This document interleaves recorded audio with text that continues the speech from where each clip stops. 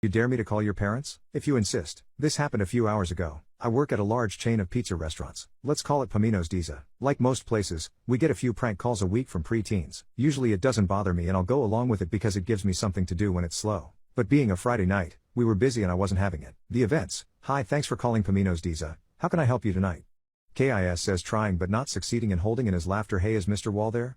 No sir, there isn't one that work here. He says, what about Mrs. Wall? Nope, none of those either. He then, how is your building standing up? There's laughter from him in the background. This went on a couple more times with classics such as, can I place an order to your sister's house? And the classic, is your refrigerator running? Then you better go get it.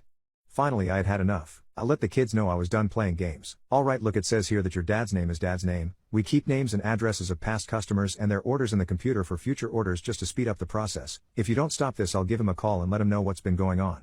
Usually this would stop the kids. I knew it did back in my earlier days of being a dumb kid. But some people just can't be bothered and have to push the envelope a bit too far. I know you won't. Go ahead and call him. Oh boy, he didn't have to ask me twice. I hang up the phone and get back to work for a little bit, knowing that the kid will be camped at the phone to answer it for the next 15 minutes or so.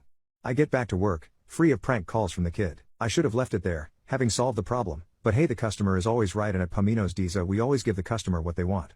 After the supper rush is done, around 45 minutes to an hour later, I fulfill the request. Hello, this is Worker from Pomino's. How are you doing tonight? The dad says, not too bad. What's the reason for the call? Unfortunately, we've been getting a number of calls from this number. We're really busy and it's pushing customers away because of the wait times. Can you please have a talk with who I assume is your son and ask him to knock it off?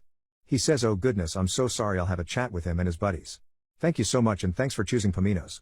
At this point I think the story is done. Kid will get a talking to, won't do it again, and that'll be the end of it. Boy, was I mistaken. Around 30 minutes later, a man and a chubby kid around 12 years old come into the store. I don't think much of it, thinking they're just getting a few slices for a snack. They come up to the counter and ask for me. Yes, him. I think my son has something to say to you. The kid is visibly nervous. He keeps looking around the store, won't look me in the eye. The kid says, I'm very sorry for calling you. I know you're busy and it won't happen again. Then, to further the awkward suffering of the kid, who I kind of feel bad for at this point, the dad places an order for carry out and sits in our small eatery section where the kid has to try and avoid eye contact with me for the next 20 minutes.